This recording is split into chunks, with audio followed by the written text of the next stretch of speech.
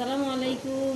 আজকে আপনাদের সাথে শেয়ার করতে যাচ্ছি ট্যাংরা মাছ দিয়ে ডাটার রেসিপি। এখানে তেলের ভিতরে দিয়ে দিয়েছি হচ্ছে পেঁয়াজ বাটা আর কাঁচামরিচ বাটা।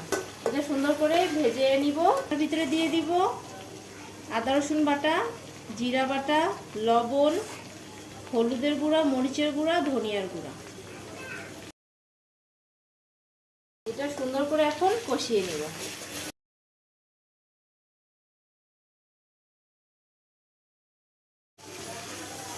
মশলাটা সুন্দর করে কষানো হয়ে গিয়েছে। এখন এখানে মাছ দিয়ে দিব, ট্যাংরা মাছ। এটাকে ভালোভাবে কষিয়ে নিব। আপনারা দেখতে পাচ্ছেন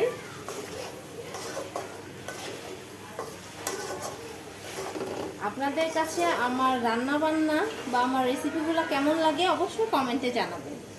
আমার ভিডিওগুলো শেয়ার করবেন, লাইক করবেন, ফলো দিয়ে আমার পাশে থাকবেন।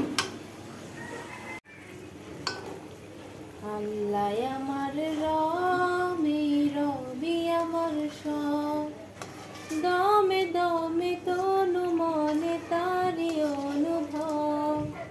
আল্লাহ আমার রবি রবি আমার সব, তোমার দুনিয়াতে আমি যেদিকে তাকাই অথই নিয়ামতে ডুবে আছে সবাই। তোমার দুনিয়াতে আমি যেদিকে তাকাই অথই নিয়ামতে ডুবে আছে সবাই।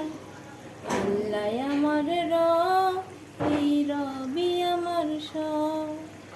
এখন একটা একটা করে সব মাছগুলো উঠিয়ে নেব। মাছ অনেক সময় ভাজতে না ইচ্ছা করলে এভাবে কষিয়ে খাই আমি। আপনারা কে কিভাবে খান আমাকে কমেন্টে জানাবেন। এখন এখানে আমি ডাটাগুলো দিয়ে দিব। এটা আমি ভাপিয়ে নিয়েছি, ডাটা আর আলু দুটোই। এখন মশলার সাথে এটা সুন্দর করে মিশিয়ে নেব। এটা সুন্দর করে কষানো হলে পরে এখানে আমি গরম পানি অ্যাড করে দিব। এখন আমি এখানে কষানো মাছটা অ্যাড করে দিব।